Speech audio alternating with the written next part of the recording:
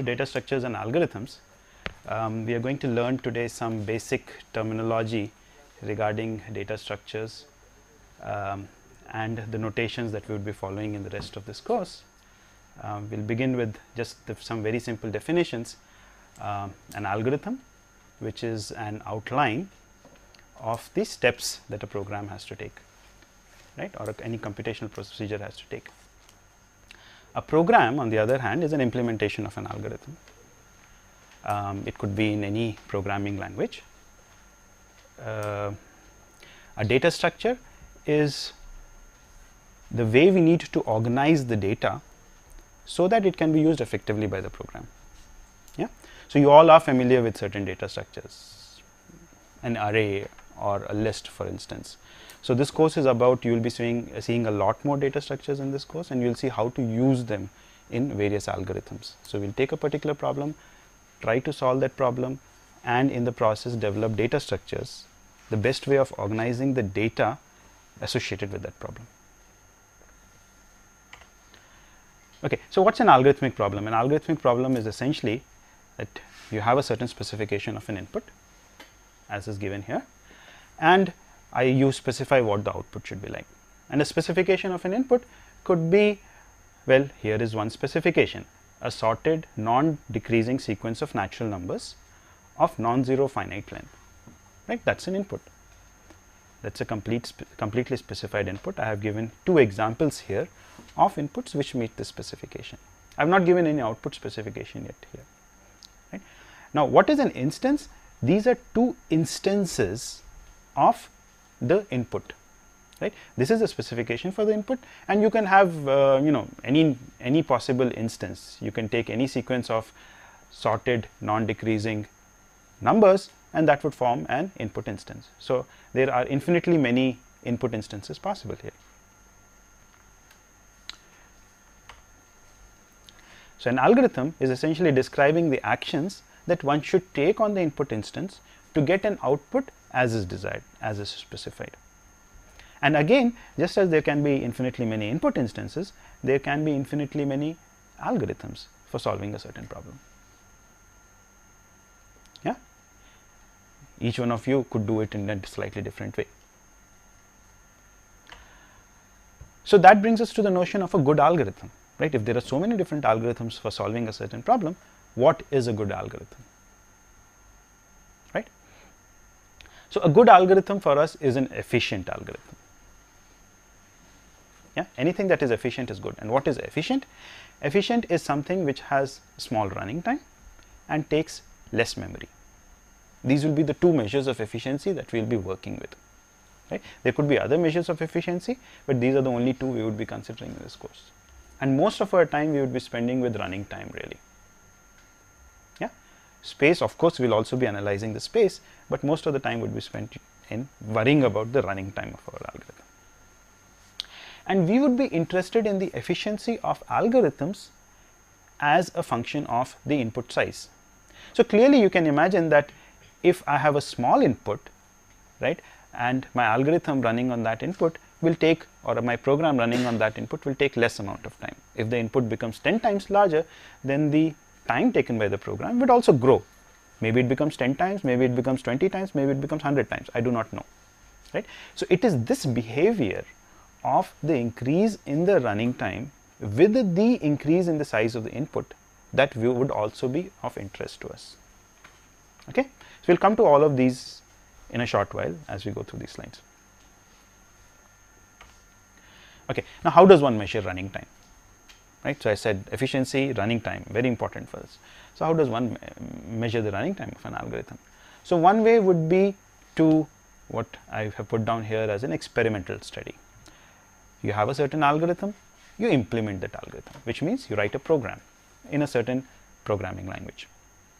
You run the program with varying data sets, right? So, some smaller, some larger data sets, some would be of some kind, some would be of a different kind. So, varying composition.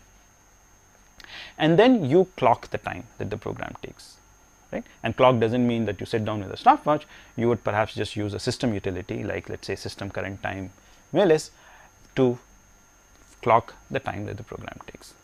and then from that you try and figure out how good your algorithm is. Yeah, so that's what one would call an experimental study of the algorithm. Okay, now this has certain limitations. So I've put them down. First, you have to implement the algorithm. To be able to determine how good your algorithm is, you have to implement it. Now that's already a huge overhead, right? You have to, a considerable amount of time has to be spent in doing this. Then your experiments can be done only on a limited set of inputs, right? After all, I said the number of instances is infinitely large. You cannot be running, you can only run your experiments on a small set of instances. And that might not really be indicative of the time that your algorithm is taking for other inputs, which you have not considered in your experiments. Further, if you have two algorithms and you have to decide which is better, you have to use exactly the same platforms to do the comparison, right? By platform, I mean both the hardware and the software environments. Yeah, because as you can imagine, different machines would make a difference, not just different machines. In fact, even the users who are working on that system at that particular point would make a difference on the running time of your algorithm, right? So it becomes very messy if you have to do it this way. So what we are going to do as part of this course, and in fact in this very first lecture, is to develop a general methodology which will help us analyze the running time of algorithms. Okay, and we are going to do it as follows. We are going to first develop a high level description of an algorithm, a way of describing an algorithm, and we are going to use this description to figure out the running time and not implement it or any such thing. Our methodology would help us take into account all possible input instances, and it would help us, it will allow us to evaluate the efficiency of the algorithm in a way that is independent of the environment, independent of the platform that we are using. Yeah. Okay, so I said we'll give a high level description of the algorithm, right? This very first point here, we'll give a highlight. So what is this? So this brings me to what we'll call pseudocode, and this is how we are going to be specifying all our algorithms, right, for the purposes of this course. Yeah. So here is an example of a pseudocode, and you might have seen this in your earlier courses also. So what is this algorithm doing? This algorithm takes an array A, which stores n integers in it, and it's trying to find the maximum element in this array, right? What I have written here is not a program, yeah, because I think the syntax is all wrong, yeah, but it is pseudocode. It is a mixture of natural language and some high level programming constructs. So I'm going to be using, so I'm going to come to all of that, but I'm going to be using like a for, do loop, I'm going to use an if then else statement, I'm going to use a while loop, all of that I'll use, right? But I'll not bother about, okay, there should be a semicolon here or there should be a colon here. I'm not going to bother about those. Those are, things that are required by a compiler, but for our understanding, this is completely clear what this program is doing, right? So what is this doing? It's keeping track of the maximum in a variable called current max, which is initialized to the first element of the array, yeah, and then it is going to run through the remaining elements of the array, compare them with the current maximum element that we have seen. If the current maximum element that we have is less than the current element, the element under consideration, then it would update current max. AI becomes the new max, yeah, and then when this loop terminates, we would just return current max. So it's a very simple algorithm, but just with this pseudocode you are able to understand what it is doing. This will not run on any computer, it's pseudocode, but it conveys the ideas, it conveys the concepts. Yeah, any questions till this point? Okay, so that's what I was saying, it's more structured, pseudocode is more structured than usual prose, but it's less formal than a programming language. Yeah, and what will our pseudocode look like? We'll use standard numeric and Boolean expressions in it, right? Instead of the assignment operator, which is equal to in Java, I will use this left arrow, yeah, and instead of the equality operator, equality relationship in Java, which is 2 equals, the same in C, I will use just a single equal. Yeah, and I'll declare methods in this manner. So name of algorithm name, what are the parameters it takes. I'll use all kinds of programming constructs. So I'll use if then statements, if then else statements, while do, repeat until, for do. To index arrays, I'll say ai, aij, so on and on. Right? It should be clear what this is doing. And I'll use return when the procedure terminates, and return value will tell me what is the value returned by the particular procedure or a function. And when I have to make a call to a method, I'll specify that with method, name of the method, the argument, and what is the object that it is returning.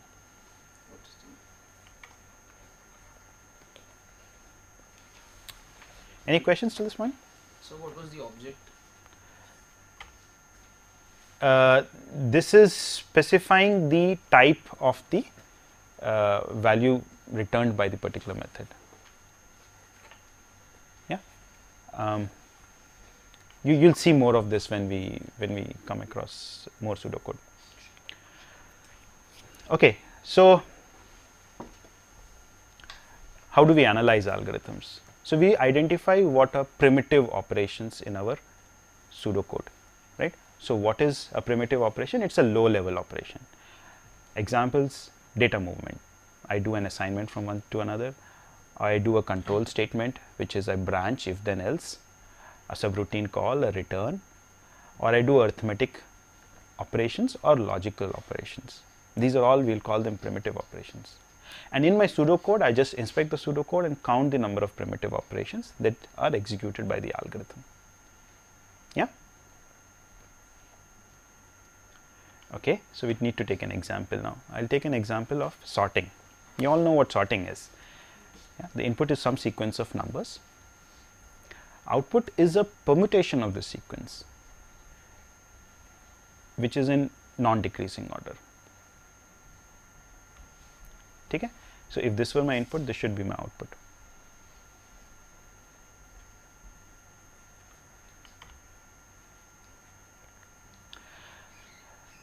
Okay, what are the requirements of the output? We said it should be in non-decreasing order,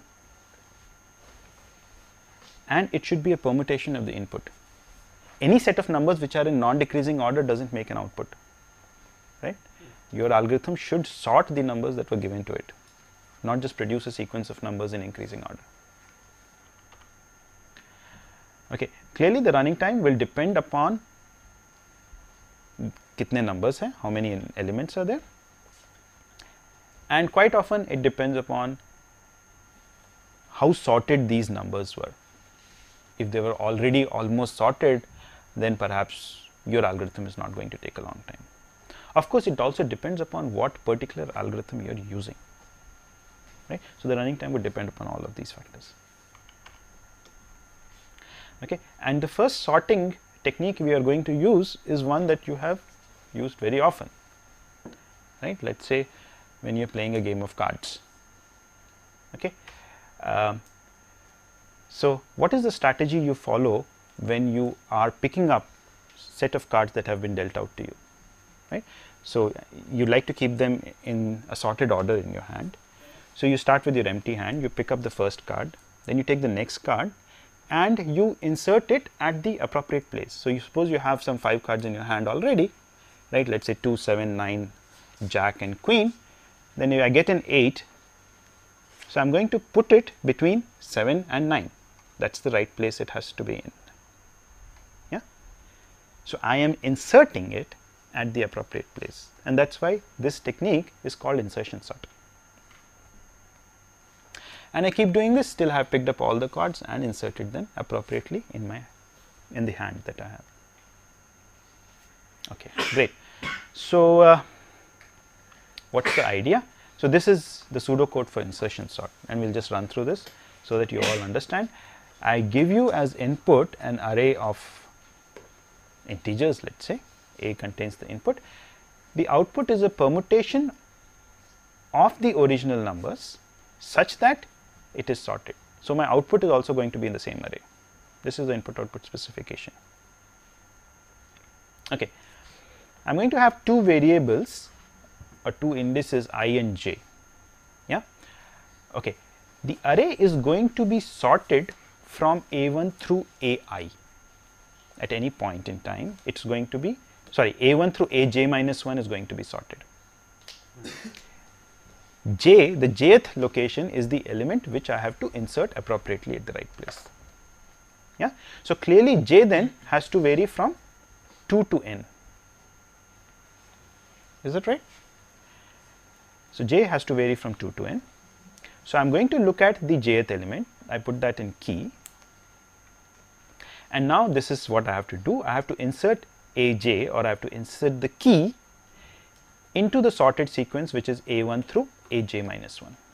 A1 through AJ minus 1 is the sorted sequence, and I am going to use the index I to help me do this. Yes. What is index I going to do? Index I is going to run down from j minus 1 down to 1. Yeah, we are going to decrease index I, which is what we are doing here in this while do loop. It starts with the value,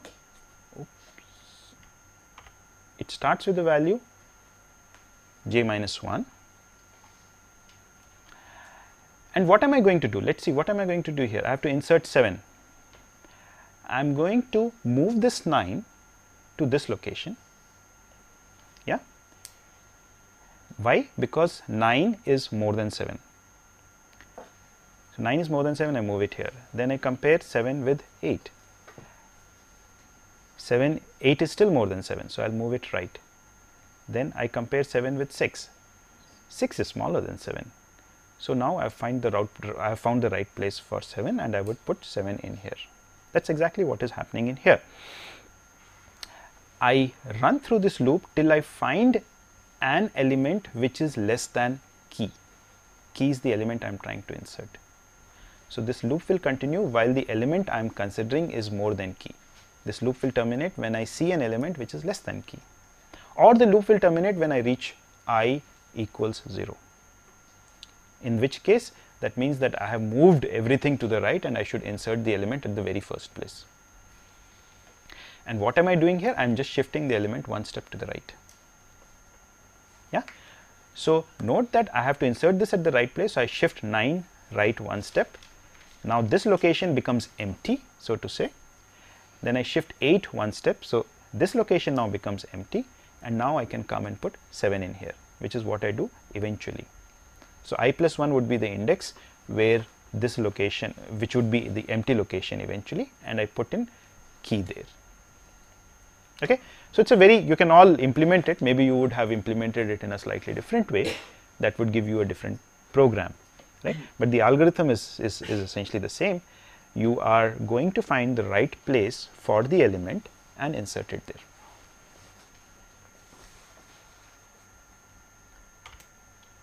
Okay. And now let's try and analyze this algorithm. Okay. So I've put down the algorithm here on the left. There is a small mistake here. This should be a left arrow. Please make a correction of that. Okay. What we are going to do is, let's count. So these are all my primitive operations, right? This is a primitive operation. This is a primitive operation. Here I have two primitive operations really. Why? Because I am comparing I with 0, and I am comparing AI with key, and actually I am also taking an AND. So there are 3 primitive operations. Yeah. So there are a certain number of primitive operations here. This is also primitive. So all of these are primitive operations. And what I am doing here, so each of these operations take a certain amount of time depending upon the computer system you have, right? So C1, C2, C3, C4, C5, C6 just reflect or just represent the amount of time that these operations take. In whatever units, I don't care. Yeah.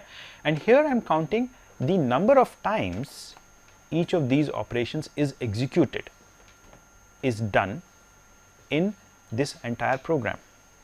Now, why is this operation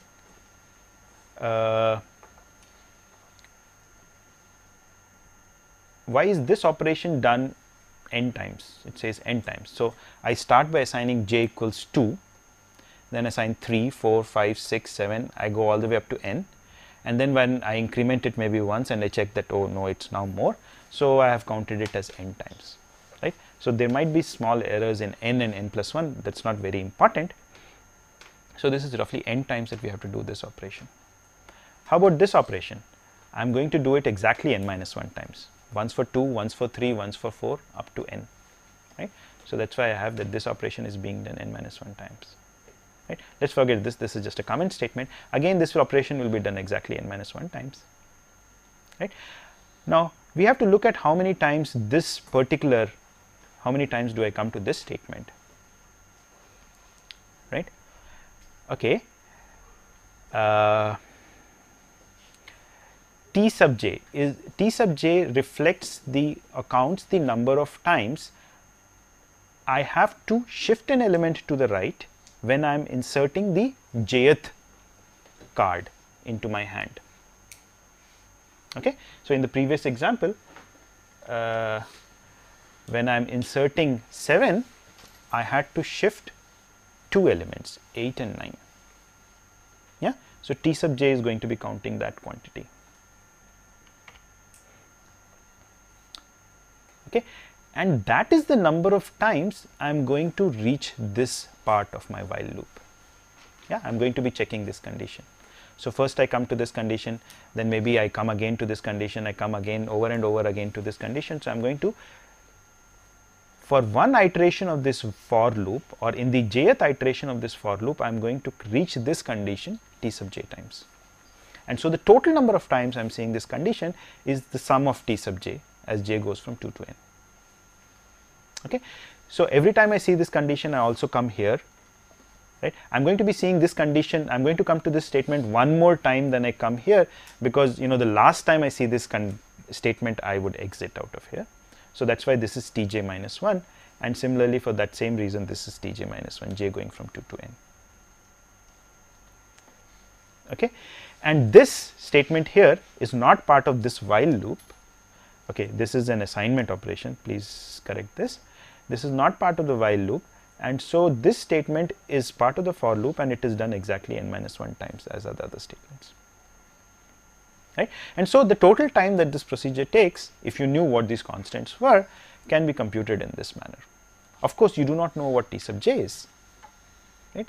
T sub j is a quantity which depends upon your instance, not problem, right? There's a difference here.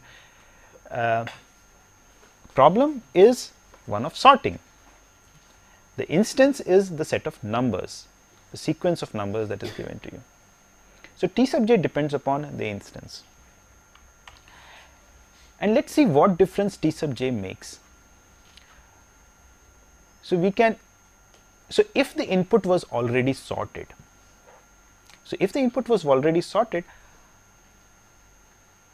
T sub j is always 1. I just have to compare the element with the last element, and I will immediately see that it is larger than the last element, and so I would not have to do anything at all.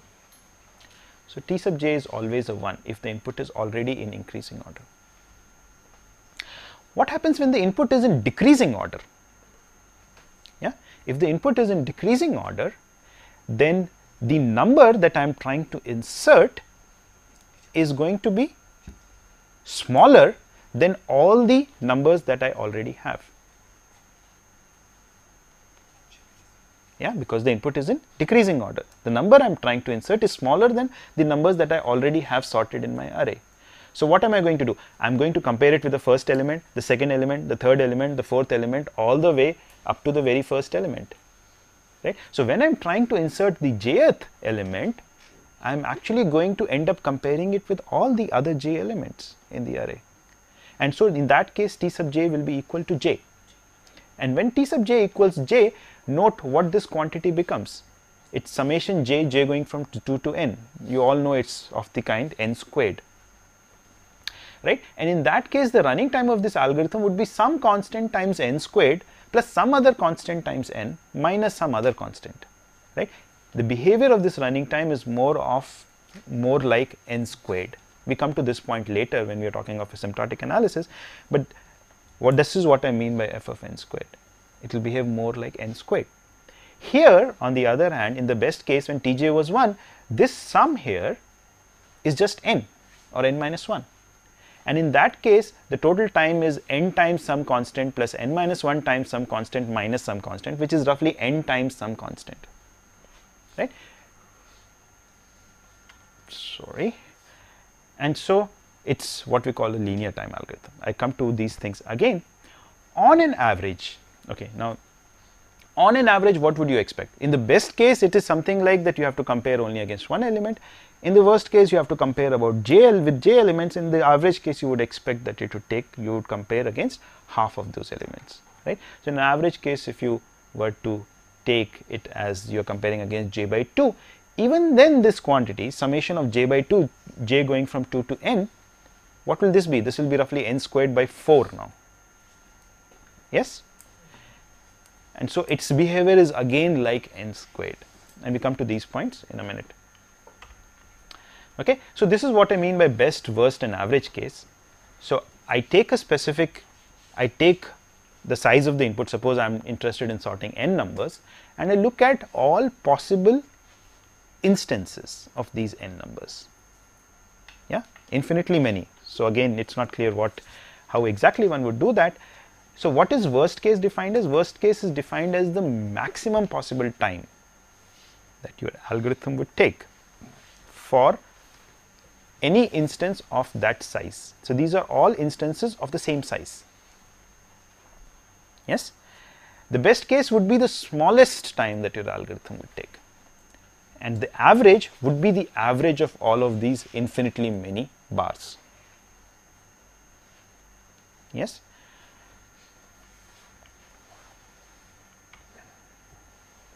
So that was for inputs of one size n. That would give us the values of, we can then therefore compute worst case, best case and average case, right. Now if I were to consider inputs of all sizes, I can then create a plot of this kind. For each input size, I can figure out, suppose I could figure out what the worst case, best case and average case were, then I would get such monotonically increasing plots. Yeah. Why is that? It's clear that as the size of the input increases, the size of your, the time taken with your algorithm will increase. It's not going to happen that, you know, if your input size becomes larger and it takes lesser time. So which of these is of interest to us, or which of this is easiest to work with? Worst case is the one that we will use most often, and for the purposes of this course, that's the only measure we will be working with. Why is that? First, it provides an upper bound. It tells you how long your algorithm is going to take in the worst case. Many algorithms, it occurs fairly often. Quite often, it is the case that your worst case, that for many instances, the time taken by the algorithm is close to the worst case, right? So that average case essentially becomes as bad as the worst case, right? In fact, for the previous example that we saw, average case was like n squared and worst case was also like n squared. Of course, there were a difference in the constants, but it was roughly the same. Now, average case might be a very difficult quantity to compute, because I said average case, if you have to compute, you have to look at all possible instances and then take some kind of an average, right? Or you have to say, okay, my input instances are drawn from a certain distribution, and so the expected time my algorithm will take if an input instance is drawn from this distribution is going to be so much. So it's typically a much harder quantity to work with and compute. So worst case is the measure of interest, is what we will be working with. Okay, so asymptotic analysis is the kind of a thing that we've been doing so far when I said n squared and n. And the goal of this is really to analyze the running time while getting rid of superficial details, right? We would like to say that an algorithm which has a running time of some constant times n square is the same as an algorithm which has a running time of some other constant times n square. Why? Because this constant is typically something which would be dependent upon the hardware that you are using, right? In the example that I showed you, the C1, C2, C3, all of those times would depend upon the computer system that you're using, the hardware, the compiler, many factors, right? And so we would not like to distinguish, or we are not interested, or we are not bothered about distinguishing between such algorithms. Both of these algorithms, one which has a running time of 3n square perhaps, or another with the running time of n square, have a quadratic behavior, as in when the input size doubles, both of the algorithm, their running time increases fourfold. Yeah, and that is the thing that is of interest to us. So we are interested in capturing how the running time of the algorithm increases with the size of the input in the limit. Yeah, this is the crucial point here, and that's what asymptotic analysis is all about. That's what the asymptotic here is. In the limit, how does the running time of this algorithm increase with increase in input size? Okay, that brings us to something that some of you might have seen before, the big O notation. So if I have functions f of n and g of n, f of n and g of n, n here is typically representing the input size. F of n is measuring the time that your algorithm is taking. So f of n and g of n are both non-negative functions. Not just non-negative, they are also non-decreasing, right? Because as input sizes increases, the value of the running time, the time taken by your algorithm, would also increase. Yeah, so these are both non-decreasing functions of n, and we say that f of n is big O of g of n if there exists constants c and n naught, such that f of n is less than c times g of n for n larger than n naught. So what does all of this mean? So I have drawn two functions here.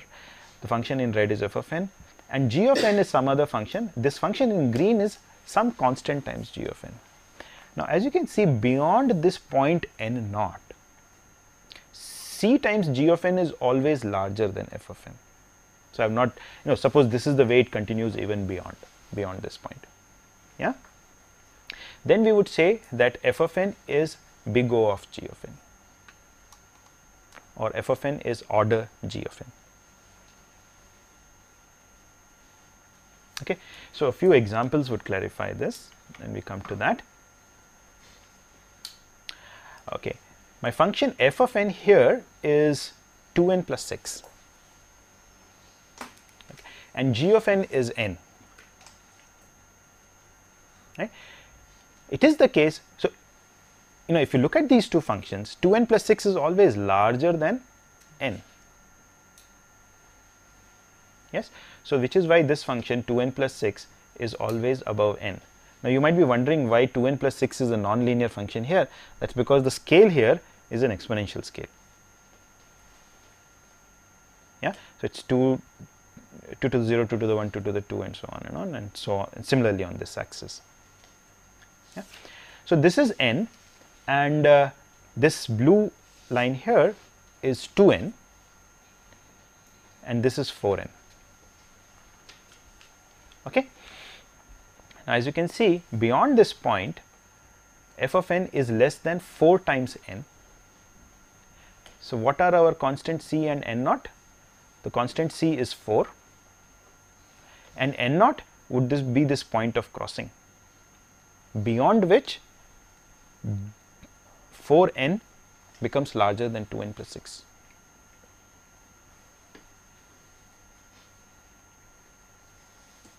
Right? What is this point of crossing? At what point does 4n become larger than 2n plus 6?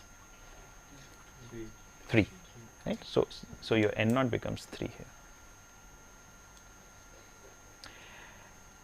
Right? And then we say that f of n, which is 2n plus 6, is big O of g of n.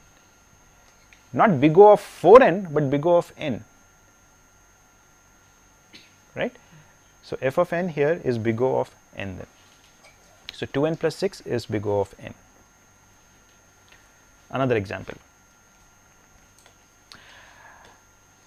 The function in red is g of n, which is n, and any constant time g of n, so it's the same scale as in the previous slide, any constant time g of n will just be the same straight line displaced by suitable amount, right. So this will be 4, this will be 4 times n, this will be whatever, depending upon what the intercept here is, right. So it will just be like this, but your n squared would be a line like this, okay.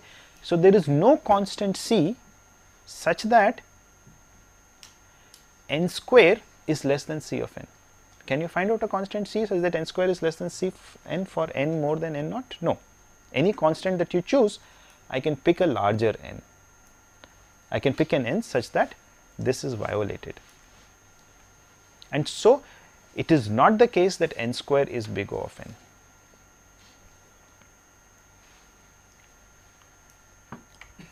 Yeah. So how does one figure out these things? So there is a very simple rule. Suppose this is my function 50n log n. I just drop all constants and lower order terms.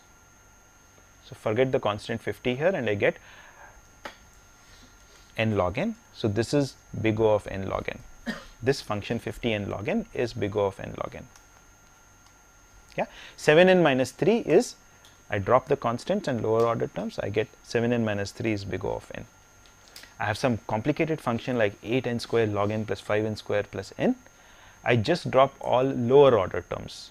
So this is the fastest growing term because this has n square as well as log n in it. So I just drop the n square and n term, and from here I drop my constant and I get n square log n, right. So this function is big O of n square log n.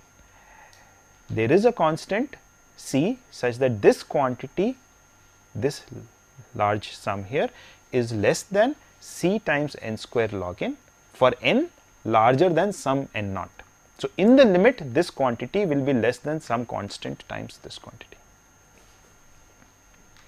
right. And you can figure out what the value of c should be and what the value of n naught should be for that to happen.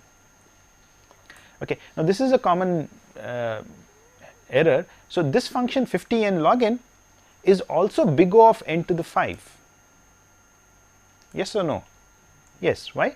Because, well, this quantity in fact is less than or equal to 50 times n to the 5 always for all n.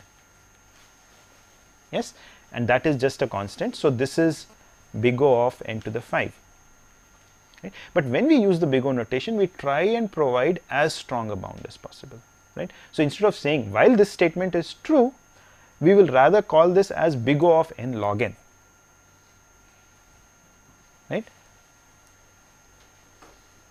You will see more of this in subsequent slides. Okay, so how are we going to use the big O notation? So we are going to express the number of primitive operations that are executed during a run of the program as a function of the input size, and we are going to use the big O notation for that. Right? Now if I have an algorithm which takes, for which the number of primitive operations is big O of n, and some other algorithm for which the number of primitive operations is big O of n square, then clearly the first algorithm is better than the second. Why? Because as the input size grows, you know, if the input size doubles, then the running time of this algorithm is only going to double, while the running time of this algorithm will increase fourfold. Right? Similarly, our algorithm which has a running time of big O of log n is better than one which has a running time of big O of n. And we have a hierarchy of functions of this kind, log n, n square. An algorithm with a running time of big O of log n is better than one with a big O of n, with better than one with a big O of running time of big O of n squared, a running time of big O of n cube, which is better than an algorithm with a running time of big O of 2 to the n. So there is a word of caution here though, right? So you might have an algorithm whose running time is 1,000,000 times n, right? Because you are doing a whole lot of maybe some other operations. I can't see how you would create such an algorithm, but you might have an algorithm of this running time, right? So this is big O of n, right? Because this is less than or equal to some constant times n. And you might have some other algorithm with a running time of 2n squared, right? So from what I have said before, you would say that this algorithm is better than this. Yeah. the one with the linear running time or big O of n running time is better than this.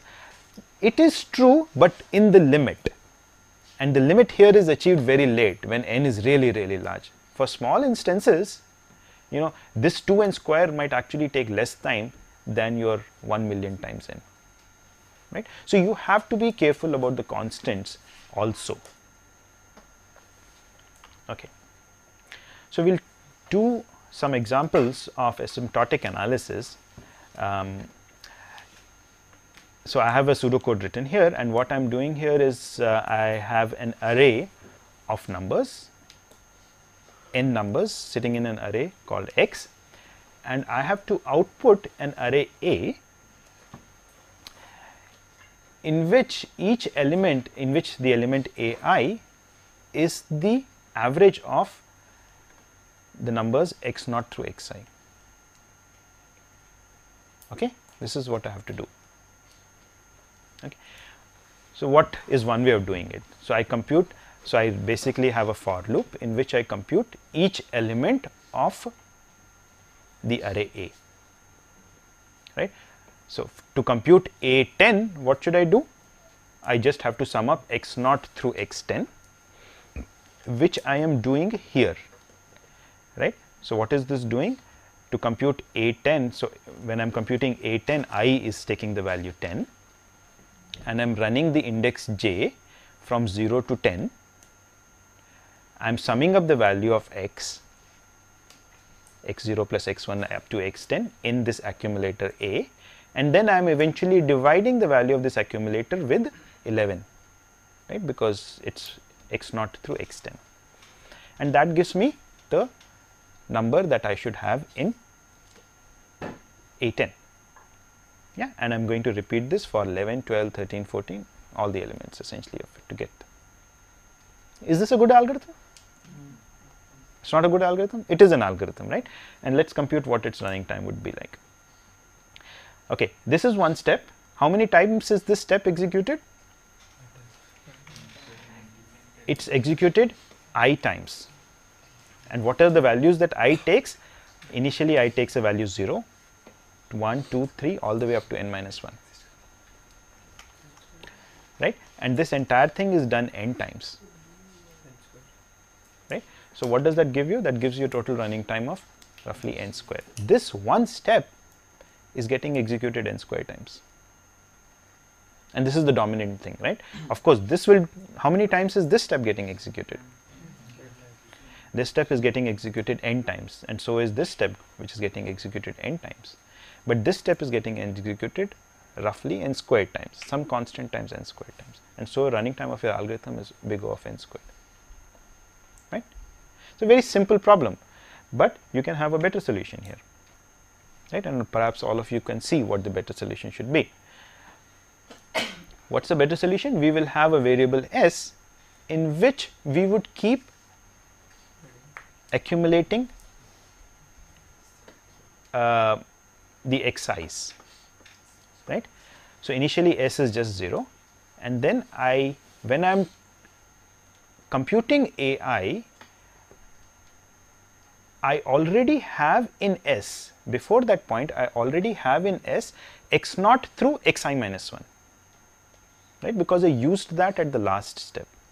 That's the problem that is happening here. See, every time we are computing x, so first we are computing x0 plus x1, then we are computing x0 plus x1 plus x2, then we are computing x0 plus x1 plus x2 plus x3. We're kind of repeating computations over and over again. Why should we do that?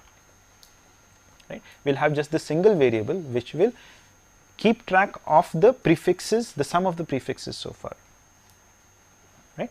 So s at this point, when I am in the ith run of this loop, s at that point already has the sum x0 through xi minus 1.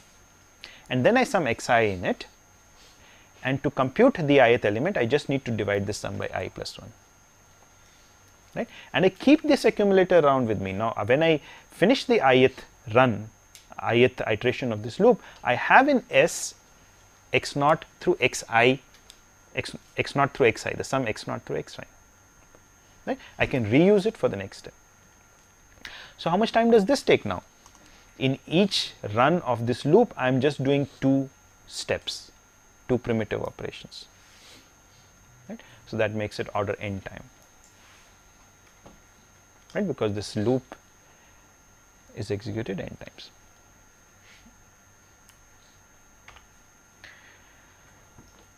Okay. So, I have been using this freely, linear and quadratic, but here is a slide which just tells you the other terms that I might be using.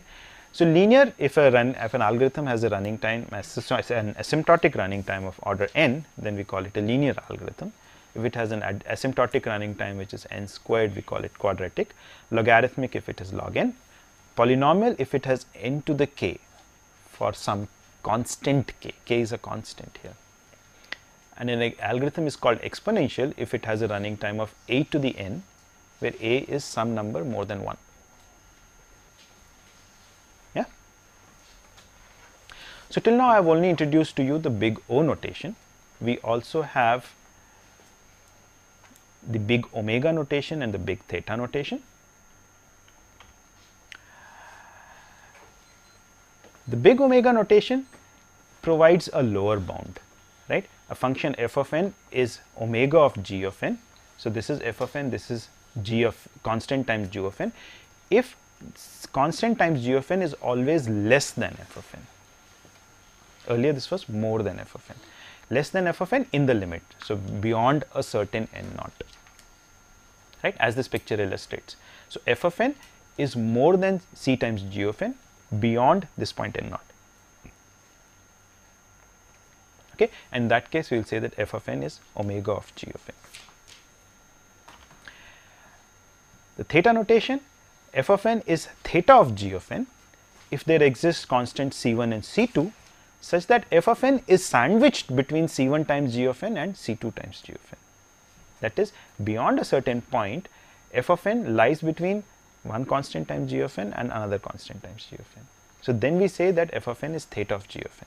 That is, f of n grows like g of n in the limit. Okay. Another way of thinking of it is f of n is theta of g of n if f of n is big O of g of n and it is also omega of g of n, right. This part tells you that f of n is